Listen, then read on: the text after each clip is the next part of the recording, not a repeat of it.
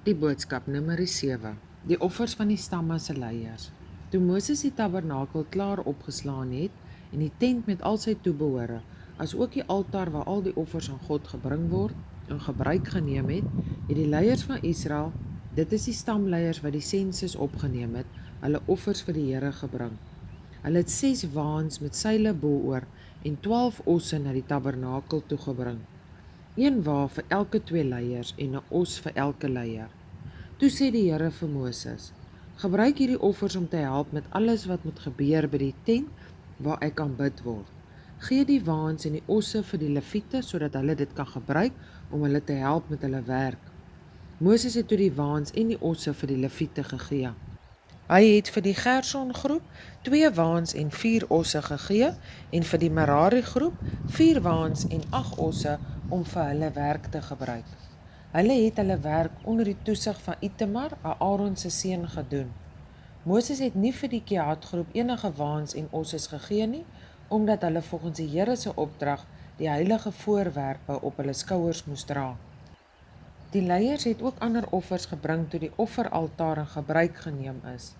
Die Here het vir Moses beveel om hulle die offers op verskillende dae na die altaar toe te laat bring. Op die eerste dag het Abinadab se seun Nagson uit die stam Juda sy offer gebring. Op die tweede dag Soar, die leier van Issachar se seun Nathanael. Op die derde dag Gelon, die leier van Sibelon se seun Eliab. Op die vierde dag Sedeur, die leier van Reuben se seun Elisur. Op die 5de dag Surisadai, die leier van Simeon se seun Selemiel. Op die 6de dag Reuel, die leier van Gad se seun Eljasaf. Op die 7de dag Imimiab, die leier van Ephraim se seun Elisama. Op die 8ste dag Pedasur, die leier van Manasseh se seun Gamliel. Op die 9de dag Gideoni, die leier van Benjamin se seun Ibedan.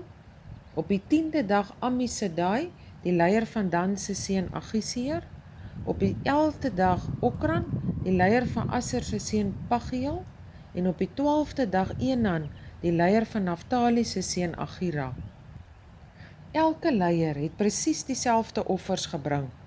1 silwer skottel wat 1,5 kg geweeg het, 1 silwer bak van 800 gram, albei volgens die standaard gewig van die heiligdom waar God gedien word, en vol meel met olie gemeng as graanoffer, 1 goue wierookpannetjie van 115 gram, vol wierook, 1 jong bul, 1 ram en 1 jaar oud lam as brandoffers, 1 bokram as sondeoffer en 2 osse, 5 ramme, 5 bokramme en 5 jaar oud lammers as eteoffers.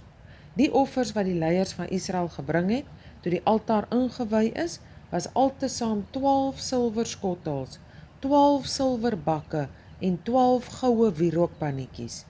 Elke skottel het 1,5 kg geweeg en elke bak 800 gram. Die silwer gereedskap het altesaam 28 kg geweeg volgens die standaard gewig van die heiligdom. Die 12 goue pannetjies vol wierook het elkeen 115 gram geweeg volgens die standaard gewig van die heiligdom. Die gewig van al die goue wierookpannetjies was omtrent 1,5 kg. Wat die diere betref, was daar 12 bulle, 12 ramme, 12 jaar oud lammers vir die brandoffer, saam met hulle graanoffers en 12 bokramme as sondeoffers. Die totaal van al die diere wat vir die maaltydoffers gebring is, tydens die inwyding van die altaar, was 24 bulle, 60 ramme, 60 bokramme en 60 jaar oud lammers. Elke keer as Moses in die tent ingegaan het om met die Here te praat, het hy die stem van die Here gehoor wat met hom praat. Die stem het van die deksel gekom wat bo op die ark was, daar tussen die figure van die 2 gerubs uit. Op hierdie manier het die Here met Moses gepraat.